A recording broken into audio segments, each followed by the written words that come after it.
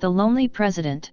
Andrew Jackson, also known as Old Hickory, the 7th President of the United States from 1829 to 1837, brutal, bare-fisted political scandals are nothing new to American politics. Andrew and Rachel Jackson were vilified by their critics and the press during his presidential campaigns. Rachel had previously married Army Captain Louis Roberts, but he proved an abusive husband, and the marriage was unhappy. She separated from him and believed she had successfully obtained a divorce. The Jacksons were married in Natchez, Mississippi, only to learn 2 years later that Rachel's divorce was not properly processed. Andrew and Rachel were remarried on January 17, 1794, in Nashville. They loved each other very deeply and, though both were stubborn and strong-willed, they were a devoted and tender couple. In the 1828 presidential campaign, Jackson's opponents dug up some information about Rachel's previous marriage and used it against her husband, making this one of the most bitter contests in American history. Andrew was called a paramour husband, an illicit lover, and Rachel was labeled a convicted adulteress.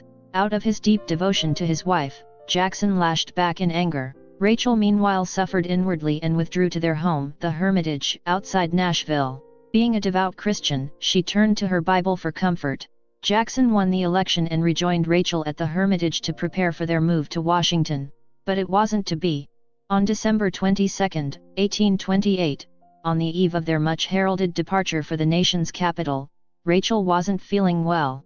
She dreaded their move to the White House, and her overweight condition added to her feelings of fatigue.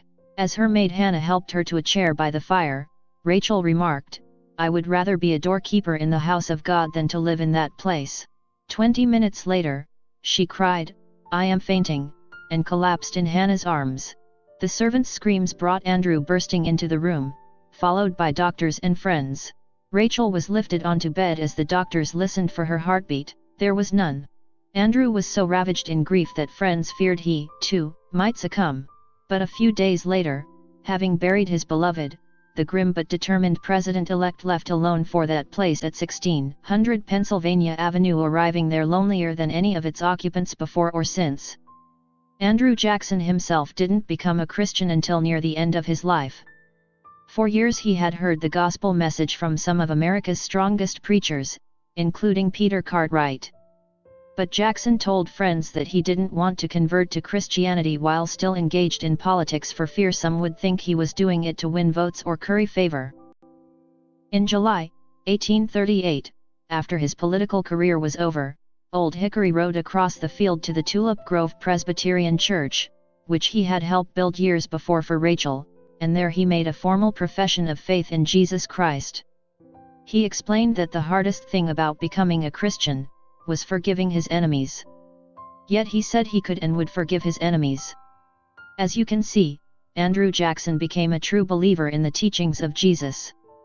Jackson demonstrated a true, mature Christian faith when he forgave his enemies, and as for Rachel's enemies, he found solace in Romans 12:19. "Never avenge yourselves, but leave it to the wrath of God, for it is written, 'Vengeance is mine, I will repay,' says the Lord."